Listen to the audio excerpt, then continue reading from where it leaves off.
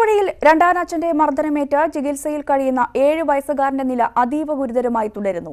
രാവിലെ 10-ന് വിദഗ്ധ ഡോക്ടർമാരുടെ സംഘം പരിശോധിച്ച ശേഷം വെന്റിലേറ്റർ മാറ്റുന്ന കാര്യത്തിൽ തീരുമാനമെടുക്കും.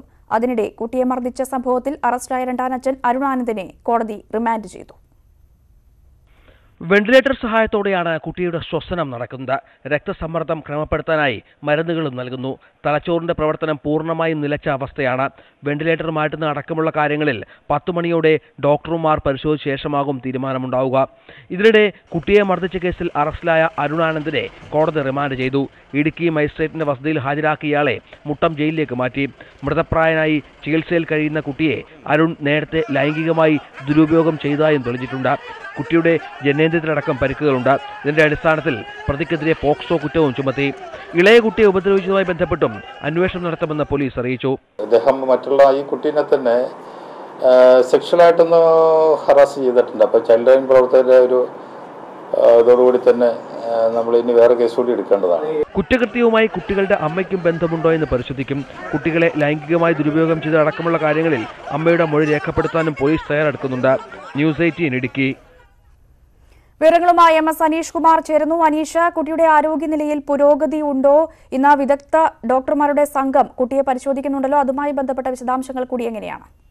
രഞ്ജിനി, ഏറ്റവും ഒടുവിൽ വിവരം ലഭിക്കുമ്പോഴും കുട്ടിയുടെ ആരോഗ്യനിലയിൽ യാതൊരു മാറ്റവും ഇല്ല എന്നാണ് ആശുപത്രി അധികൃതർ വ്യക്തമാക്കുന്നത്. വെന്റിലേറ്റർ സഹായത്തോടുകൂടി തന്നെയാണ് ശ്വസനം നടക്കുന്നത്. രക്തസമ്മർദ്ദം ക്രമീകരിക്കുന്നതിനായി ചില മരുന്നുകളും നൽകുന്നുണ്ട്. ശരീരത്തിന്റെ ഒരു ഭാഗങ്ങൾക്കും ഇപ്പോഴും ചലനമില്ല എന്ന് തന്നെ ഡോക്ടർമാരും പറയുന്നു. എന്തായാലും വെന്റിലേറ്റർ നീക്കം ചെയ്യുന്ന അടക്കമുള്ള കാര്യങ്ങളിൽ രാവിലെ ഡോക്ടർമാരുടെ സംഘം കുട്ടിയെ പരിശോധിച്ച ശേഷമാവും തീരുമാനമെടുക്കുക. എന്തായാലും ഹൃദയമടക്കമുള്ള ശരീരഭാഗങ്ങളുടെ പ്രവർത്തനം ഇപ്പോഴും കൃത്യമായി നടക്കുന്നുണ്ട്. അതുകൊണ്ട് തന്നെയാണ് വെന്റിലേറ്റർ നീക്കം ചെയ്യുന്ന അടക്കമുള്ള കാര്യങ്ങളിലേക്ക് കടക്കാത്തതും. മസ്തിഷ്ക മരണം ഔദ്യോഗികമായി സ്ഥിരീകരിക്കാൻ കഴിയുന്നില്ല എന്ന് കോട്ടയം മെഡിക്കൽ കോളേജ് ആശുപത്രിയിൽ നിന്നുള്ള വിദഗ്ധ ഡോക്ടർമാർ പറഞ്ഞതും. എന്തായാലും ഈ വരുന്ന ഏതാനും മണിക്കൂറുകൾ കുട്ടിയുടെ ജീവനെ സംബന്ധിച്ചിടത്തോളം ഏറെ നിർണായകമാണ്. രഞ്ജിനി, തൊടുപുഴയിൽ രണ്ടാനച്ഛന്റെ മർദ്ദനമേറ്റ കുട്ടിയുടെ നില അതീവ ഗുരുതരമായി തുടരുന്നു. 10 മണിയോടെ വിദഗ്ധ ഡോക്ടർമാരുടെ സംഘം കുട്ടിയെ പരിശോധിക്കും. വിശദാംശങ്ങളാണ് MS അനീഷ് കുമാർ നൽകിയത്.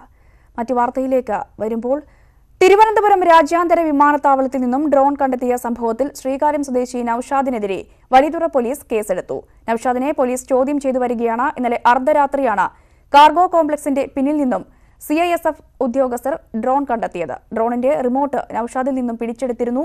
കൂടുതൽ വിവരങ്ങളുമായി അനു ചേരുന്നു. അനു, എവിടെ നിന്നാണ് ഇയാൾക്ക് ഡ്രോൺ ലഭ്യമായത്? മറ്റു വിശദാംശങ്ങൾ എങ്ങനെയാണ് പോലീസ് നൽകുന്നത്? രഞ്ജിനി, ശ്രീകാര്യം സ്വദേശി നൌഷാദിനെയാണ് ഇന്നലെ CISF ഡ്രോൺ പറത്തിയതുമായി ബന്ധപ്പെട്ട് അറസ്റ്റ് ചെയ്ത് അദ്ദേഹത്തിനും വലിയതുറ സ്റ്റേഷനിൽ പോലീസ് കസ്റ്റഡിയിലാണ്.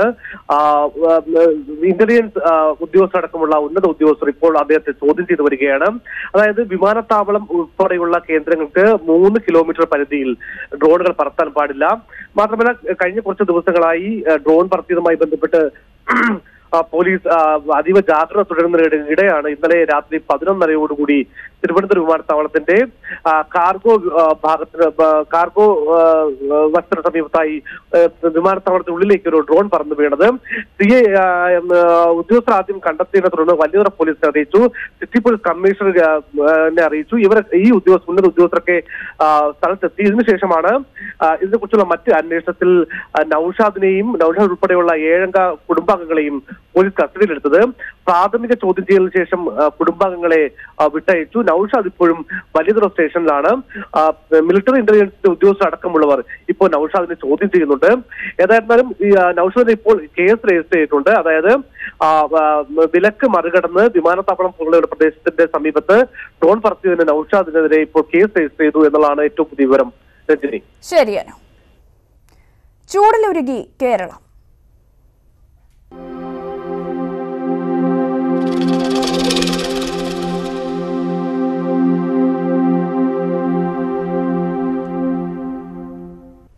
സംസ്ഥാനത്ത് വരും ദിവസങ്ങളിലും കനത്ത ചൂട് തുടരും. ഇന്നും ശരാശരിയിൽ നിന്നും 3 ഡിഗ്രി സെൽഷ്യസ് വരെ താപനില ഉയരുമെന്നാണ് മുന്നറിയിപ്പ്. ഇന്നലെ 2 പേർ കുഴഞ്ഞു വീണ് മരിച്ചത് സൂര്യാഘാതമേറ്റാണ് എന്നാണ് സംശയം. സ്കൂളുകളിൽ അവധിക്കാല ക്ലാസുകൾ പൂർണ്ണമായും ഒഴിവാക്കാൻ സർക്കാർ ഉത്തരവിറക്കി. വിവരങ്ങളുമായി ഉമേഷ് ബാലകൃഷ്ണൻ ചേരുന്നു. ഉമേഷ്, ഓരോ ദിവസം കഴിയും തോറും ചൂട് കൂടിക്കൂടി വരികയാണ്. വരും ദിവസങ്ങളിലും ചൂട് കൂടാനുള്ള സാധ്യതയാണോ കാലാവസ്ഥാ നിരീക്ഷണ കേന്ദ്രം അറിയിക്കുന്നത്? രഞ്ജിനി, കാലാവസ്ഥ നിരീക്ഷണ കേന്ദ്രത്തിന്റെ ഏറ്റവും പുതിയ റിപ്പോർട്ട് പ്രകാരം വയനാട് ഒഴികെയുള്ള മറ്റെല്ലാ ജില്ലകളിലും 2 മുതൽ 3 ഡിഗ്രി സെൽഷ്യസ് വരെ, അതായത് സാധാരണ അനുഭവപ്പെടാറുള്ള ചൂടിനേക്കാൾ 2 മുതൽ 3 ഡിഗ്രി സെൽഷ്യസ് വരെ ഇന്ന് താപനില ഉയരുമെന്നാണ് മുന്നറിയിപ്പുള്ളത്. പക്ഷേ ഒരാശ്വാസം, കഴിഞ്ഞ ദിവസങ്ങളിലടക്കം ഏകദേശം 5-ലധികം ജില്ലകളിൽ ഏറ്റവും കൂടിയ താപനിലയേക്കാൾ 2 മുതൽ 3 ഡിഗ്രി സെൽഷ്യസ് വരെ കൂടും എന്നൊരു മുന്നറിയിപ്പുണ്ടായിരുന്നു. പക്ഷെ അത് ഇന്നില്ല. ഇന്ന് 11 ജില്ലകളിലും 2 മുതൽ സാധാരണ അനുഭവപ്പെടാറുള്ള ചൂടിനേക്കാൾ 2 മുതൽ 3 ഡിഗ്രി വരെ കൂടുമെന്നാണ് മുന്നറിയിപ്പ്. അതേസമയം സൂര്യാഘാത മുന്നറിയിപ്പ് ഇന്നും തുടരും. ഇന്നും അതീവ ജാഗ്രത പുലർത്തണമെന്ന നിർദ്ദേശമുണ്ട്.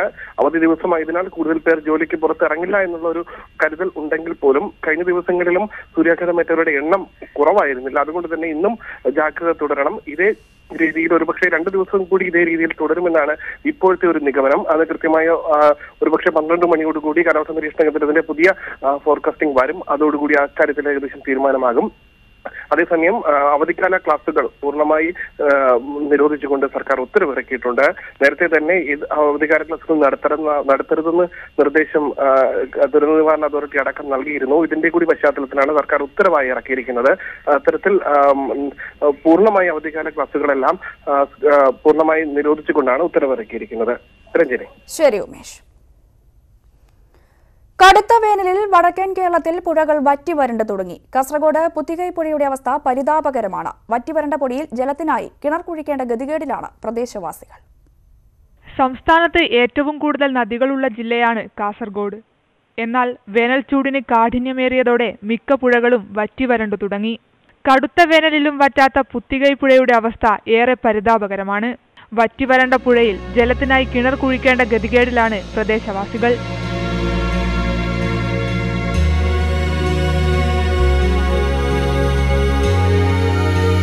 പുഴയുടെ അക്കരെ കടക്കാൻ ചെമ്മണ്ണ് റോഡ് ഉണ്ടാക്കിയിരിക്കുകയാണ് നാട്ടുകാർ. വോർക്കാടിയിൽ നിന്നുള്ള പാലത്തിനടിയിലാണ് പുഴയുടെ നീരൊഴുക്ക് പൂർണ്ണമായും നിലച്ചത്. പഴയ കാലങ്ങളിലാണെങ്കിൽ ജൂൺ മെയ് ലാസ്റ്റ് വരെ ഇവിടെ എല്ലാം വെള്ളം കെട്ടി നിൽക്കുന്ന ഒരു അവസ്ഥയായിരുന്നു. അപ്പോൾ ഒരുപാട് കുഴിയുണ്ടായിരുന്നു ഈ പുഴ. ഇപ്പോൾ ഇത് കുഴിയെല്ലാം നീർന്ന് ഇപ്പോൾ ലെവലിലേക്ക് എത്തിക്കൊണ്ടിരിക്കുന്നതാണ്. അപ്പോൾ ആ ഒരു അവസ്ഥയിലാണ് ഇപ്പോൾ ജനങ്ങളുള്ളത്. വലിയ പരിഭ്രാന്തിയിലും കൂടിയാണ് ജനങ്ങൾ ഈ കുടിവെള്ളത്തിൻ്റെ കാര്യത്തിൽ. പുത്തികൈ, മംഗൽപാടി പഞ്ചായത്തുകളിൽ ഏക്കർ കണക്കിന് നെൽകൃഷി ഈ പുഴയെ ആശ്രയിച്ചാണുള്ളത്. പ്രദേശത്തെ കമുക്, തെങ്ങ് കർഷകരും ഇപ്പോൾ ആശങ്കയിലാണ്. രാപ്പകലില്ലാതെ പുഴയിൽ നിന്നും മണലൂറ്റിയതും സമീപ പ്രദേശത്തെ കുന്നിടിച്ചു നിരത്തിയതും ജലസ്രോതസ്സുകളുടെ മരണത്തിന് കാരണമാണ്. ന്യൂസ് 18 കാസർഗോഡ്. വയനാട്ടിൽ മത്സരിക്കുന്നതിൽ അനിശ്ചിതത്വം തുടരുന്നതിനിടെ രാഹുൽ ഗാന്ധിയുടെ ദക്ഷിണേന്ത്യൻ പര്യടനം ഇന്ന്. ആന്ധ്രാപ്രദേശിലും കർണാടകയിലും തെരഞ്ഞെടുപ്പ് പരിപാടികളിൽ രാഹുൽ പങ്കെടുക്കും. സ്ഥാനാർത്ഥിത്വം സംബന്ധിച്ച് ഉടൻ തീരുമാനമുണ്ടാകുമെന്നാണ് ഹൈക്കമാൻഡ് വ്യക്തമാക്കുന്നത്. വയനാട്ടിലെ സ്ഥാനാർത്ഥിത്വത്തിൽ അനിശ്ചിതത്വം തുടരുന്നതിനിടെയാണ് ആന്ധ്രയിലും കർണാടകയിലും തെരഞ്ഞെടുപ്പ് പ്രചാരണത്തിനായി രാഹുൽ ഗാന്ധി എത്തുന്നത്. രാവിലെ 11-ന് വിജയ്വാഡയിലും ഉച്ചയ്ക്ക് 2:15-ന് അനന്തപൂരിലും അദ്ദേഹം തെരഞ്ഞെടുപ്പ് യോഗത്തെ അഭിസംബോധന ചെയ്യും. ആന്ധ്രാപ്രദേശിന്റെ ചുമതലയുള്ള AICC ജനറൽ സെക്രട്ടറി ഉമ്മൻചാണ്ടിയും യോഗങ്ങളിൽ പങ്കെടുക്കുന്നുണ്ട്. ആന്ധ്രയിലേക്ക് പുറപ്പെടും മുമ്പ് തന്നെ തീരുമാനമുണ്ടാകുമെന്ന പ്രതീക്ഷ ഉമ്മൻചാണ്ടി പങ്കുവച്ചിരുന്നു. രാഹുൽ ഗാന്ധി മത്സരിക്കണമെന്നാവശ്യപ്പെടുന്ന കർണാടകയിൽ വൈകിട്ട് 4 മണിക്കാണ് തെരഞ്ഞെടുപ്പ് യോഗം. ദക്ഷിണേന്ത്യയിൽ എവിടെ നിന്ന് മത്സരിക്കുമെന്ന പ്രഖ്യാപനം പര്യടനത്തിന് മുമ്പുണ്ടാകുമോ എന്ന കാത്തിരിപ്പിലാണ് നേതാക്കളും പ്രവർത്തകരും. പ്രഖ്യാപനം ഉടൻ ഉണ്ടാകുമെന്ന് ഹൈക്കമാൻഡ് വ്യക്തമാക്കിയിരുന്നു. KP Abhilash, news 18, Delhi. CPM general secretary Sitaram Yechury തെരഞ്ഞെടുപ്പ് പ്രചാരണത്തിന് കേരളത്തിലെത്തി. ഇന്ന് തിരുവനന്തപുരത്ത് 4 പൊതുയോഗങ്ങളിൽ അദ്ദേഹം പങ്കെടുക്കും. തിരുവനന്തപുരം ലോക്സഭാ മണ്ഡലത്തിൽ നെയ്യാറ്റിൻകര, പേട്ട എന്നിവിടങ്ങളിലും ആറ്റിങ്ങൽ മണ്ഡലത്തിൽ 2 പൊതുയോഗങ്ങളിലുമാണ് യെച്ചൂരി പങ്കെടുക്കുക. സംസ്ഥാനത്തെ 17 മണ്ഡലങ്ങളിൽ അദ്ദേഹം പ്രചാരണത്തിനെത്തും. CPM-ന്റെയും CPI-യുടെയും മറ്റ് ദേശീയ നേതാക്കളും വരും ദിവസങ്ങളിൽ സംസ്ഥാനത്തെത്തും. ജലന്ധർ മുൻ ബിഷപ്പ് ഫ്രാങ്കോ മുളയ്ക്കലിനെതിരായ ബലാത്സംഗ കേസിൽ കുറ്റപത്രം വൈകുന്നതിൽ പ്രതിഷേധിച്ച് കന്യാസ്ത്രീകൾ വീണ്ടും സമരത്തിന്. ആക്ഷൻ കൗൺസിൽ നാളെ കൊച്ചിയിൽ യോഗം ചേരും. ഏപ്രിൽ 6-ന് എറണാകുളം വഞ്ചി സ്ക്വയറിൽ സമരം തുടങ്ങാനാണ് നിലവിലെ തീരുമാനം. ഈ മാസം 19-ന് സാക്ഷികളായ കന്യാസ്ത്രീകൾ കോട്ടയം SP-യെ നേരിട്ട് കണ്ട് കുറ്റപത്രം വൈകുന്നതിനുള്ള ആശങ്ക അറിയിച്ചിരുന്നു. ഒരാഴ്ചക്കകം കുറ്റപത്രം സമർപ്പിക്കുമെന്നായിരുന്നു SP അന്ന് നൽകിയ ഉറപ്പ്. എന്നാൽ ദിവസങ്ങൾ കഴിഞ്ഞിട്ടും കുറ്റപത്രം സമർപ്പിക്കാത്ത സാഹചര്യത്തിലാണ് വീണ്ടും സമരത്തിനിറങ്ങാൻ കന്യാസ്ത്രീകളും ആക്ഷൻ കൗൺസിലും തീരുമാനിച്ചത്. വഞ്ചി സ്ക്വയറിലെ പഴയ സമരവേദിയിൽ തന്നെ ഏപ്രിൽ 6-ന് സമരം തുടങ്ങാനാണ് തീരുമാനം.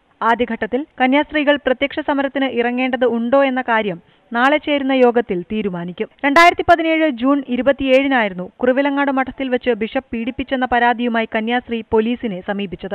സാക്ഷിമൊഴികളും തെളിവുകളും ഉണ്ടായിട്ടും ബിഷപ്പിന്റെ അറസ്റ്റ് വൈകി. തുടർന്ന് കുറുവിലങ്ങാട് മഠത്തിലെ 5 കന്യാസ്ത്രീകൾ എറണാകുളത്ത് സമരം തുടങ്ങി. ദേശീയ ശ്രദ്ധയാകർഷിച്ച ഈ സമരത്തിനൊടുവിൽ സെപ്റ്റംബർ 21-നാണ് ഫ്രാങ്കോ മുളയ്ക്കലിനെ പോലീസ് അറസ്റ്റ് ചെയ്യുന്നത്. എന്നാൽ അറസ്റ്റ് കഴിഞ്ഞ് മാസങ്ങൾ പിന്നിട്ടിട്ടും കുറ്റപത്രം കോടതിയിൽ സമർപ്പിച്ചില്ല. ബിഷപ്പ് അനുകൂലികൾ ഭീഷണിപ്പെടുത്തുന്നുവെന്ന പരാതി കേസിലെ സാക്ഷികളായ കന്യാസ്ത്രീകൾക്കുണ്ട്. തെരഞ്ഞെടുപ്പ് അടുത്ത സാഹചര്യത്തിൽ ബലാത്സംഗ കേസിലെ ഇരയ്ക്ക് നീതി തേടി കന്യാസ്ത്രീകൾ വീണ്ടും സമരത്തിനിറങ്ങിയാൽ സർക്കാരിന് വെല്ലുവിളിയാകുമെന്ന കാര്യത്തിലും സംശയമില്ല. ന്യൂസ് 18 കൊച്ചി. സാമ്പത്തിക വർഷത്തിന്റെ അവസാന ദിവസമായ ഇന്ന് സംസ്ഥാനത്തെ ട്രഷറികൾ നിശ്ചലമായിരിക്കും. സാമ്പത്തിക പ്രതിസന്ധി മൂലം ട്രഷറി കാലിയായ സാഹചര്യത്തിലാണ് പതിവ് തിരക്കില്ലാതെ ട്രഷറി പൂട്ടിയിടേണ്ട സാഹചര്യം ഉണ്ടാകുന്നത്. എന്നാൽ ഇടപാടുകൾ നടന്ന ഇന്നലെ മാത്രം 4500 കോടിയുടെ ബില്ലുകൾക്ക് പണം അനുവദിച്ചു. മാർച്ച് 31 അർദ്ധരാത്രി വരെ ട്രഷറികൾ പ്രവർത്തിക്കുന്നതായിരുന്നു പതിവ് രീതി. എന്നാൽ സംസ്ഥാനം നേരിടുന്ന സാമ്പത്തിക പ്രതിസന്ധി കാര്യങ്ങളെ മാറ്റിമറിച്ചു. സാമ്പത്തിക വർഷത്തിലെ അവസാന ദിവസം ട്രഷറികൾ പ്രവർത്തിക്കില്ല. ആഭ്യന്തര കണക്കെടുപ്പും മറ്റു നടപടിക്രമങ്ങളും മാത്രമായിരിക്കും ഇന്ന് ട്രഷറികളിൽ നടക്കുക. കോടിക്കണക്കിന് രൂപയുടെ ബില്ലുകൾ പാസാക്കാനുണ്ടെങ്കിലും ട്രഷറിയിൽ പണമില്ലാത്തതിനാൽ ഇടപാടുകൾ മരവിപ്പിച്ചു. നാളെ മുതൽ ശമ്പളം നൽകി തുടങ്ങണം. ഇതിന് കേന്ദ്ര സഹായം മാത്രമാണ് ആശ്രയം. ഇന്നലെ വൈകിട്ട് 5 മണിവരെ ബില്ലുകൾ സ്വീകരിച്ചെങ്കിലും പണം നൽകിയിട്ടില്ല. പുതിയ സാമ്പത്തിക വർഷത്തിൽ ഉൾപ്പെടുത്തി വരുന്ന മാസങ്ങളിലായിരിക്കും ഈ ബില്ലുകൾ പാസാക്കുക. എന്നാൽ ട്രഷറി ഇടപാടുകൾ നടന്ന ഇന്നലെ മാത്രം 22,000 ബില്ലുകൾ പാസാക്കി. 4,500 കോടിയുടെ ബിൽ ഇന്നലെ പാസാക്കിയെങ്കിലും ഇതിൽ പ്ലാൻ ബില്ലുകൾ ഉൾപ്പെട്ടിട്ടില്ല. മാർച്ച് 27-ന് ശേഷം ലഭിച്ച പ്ലാൻ ബില്ലുകളിൽ അടുത്ത സാമ്പത്തിക വർഷത്തെ കണക്കിലായിരിക്കും ഇനി പണം അനുവദിക്കുക. ന്യൂസ് 18 തിരുവനന്തപുരം. പ്രിയ എസ്റ്റേറ്റിന് കരമടച്ച് നൽകിയ ആര്യങ്കാവ് വില്ലേജ് ഓഫീസറെ സസ്പെൻഡ് ചെയ്തു. നിയമവിരുദ്ധമായാണ് കരമടച്ച് നൽകിയത് എന്ന കൊല്ലം കളക്ടറുടെ അന്വേഷണ റിപ്പോർട്ടിന്റെ അടിസ്ഥാനത്തിലാണ് നടപടി. നേരത്തെ പ്രാഥമിക പരിശോധനയിൽ വീഴ്ച കണ്ടെത്തിയതിനെ തുടർന്ന് വില്ലേജ് ഓഫീസറെ സ്ഥലം മാറ്റിയിരുന്നു. അനധികൃതമായി പ്രിയ എസ്റ്റേറ്റിന് കരമടച്ച് നൽകിയ വാർത്ത നേരത്തെ പുറത്തുവന്നിരുന്നു. ഇനി മറ്റ് തെരഞ്ഞെടുപ്പ് വാർത്തകൾ നോക്കാം.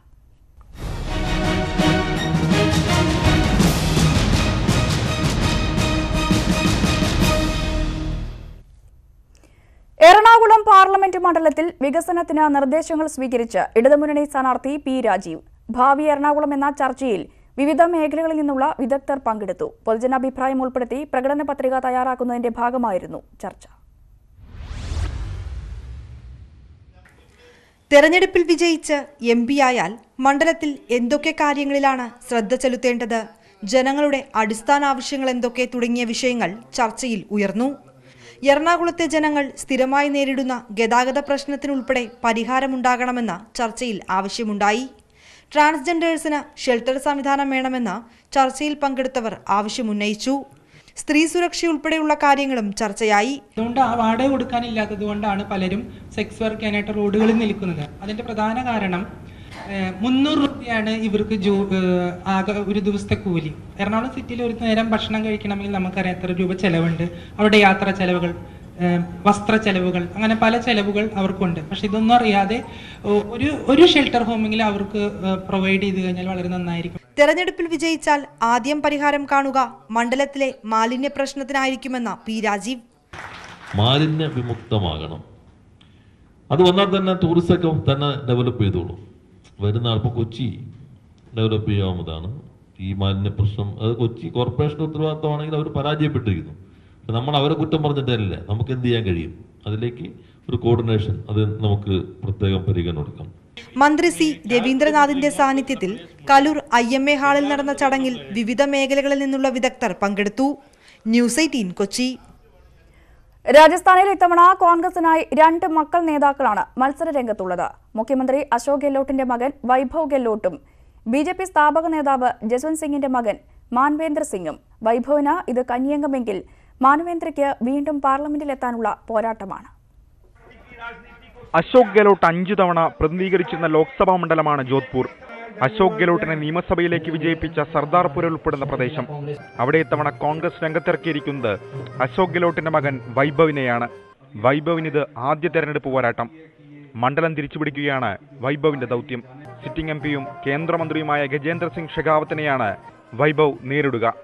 നാട്ടുകാരനും BJP സ്ഥാപക നേതാവ് ജസ്വന്ത് സിംഗിന്റെ മകനുമായ മാൻവേന്ദ്ര സിംഗിനെയാണ് ബാഡ്മേറിൽ കോൺഗ്രസ് കളത്തിലിറക്കിയിരിക്കുന്നത്. 2004 BJP ടിക്കറ്റിൽ മാൻവേന്ദ്ര ബാഡ്മേറിൽ നിന്ന് ലോക്സഭയിലെത്തിയിട്ടുണ്ട്. ബാഡ്മേർ സീറ്റ് നിഷേധിച്ചതിനെ തുടർന്നായിരുന്നു കഴിഞ്ഞ തെരഞ്ഞെടുപ്പിൽ ജസ്വന്ത് സിംഗ് സ്വതന്ത്രനായി മത്സരിച്ചതും BJP പിന്നീട് പുറത്താക്കിയതും. കഴിഞ്ഞ നിയമസഭാ തെരഞ്ഞെടുപ്പിന് മുൻപേ മാൻവേന്ദ്രയും കോൺഗ്രസിൽ ചേർന്നു. അതുകൊണ്ട് തന്നെ ബാഡ്മേറിലെ പോരാട്ടം മാൻവേന്ദ്രയ്ക്ക് മധുര പ്രതികാരത്തിനുള്ള അവസരമാണ്. Election desk, news 18.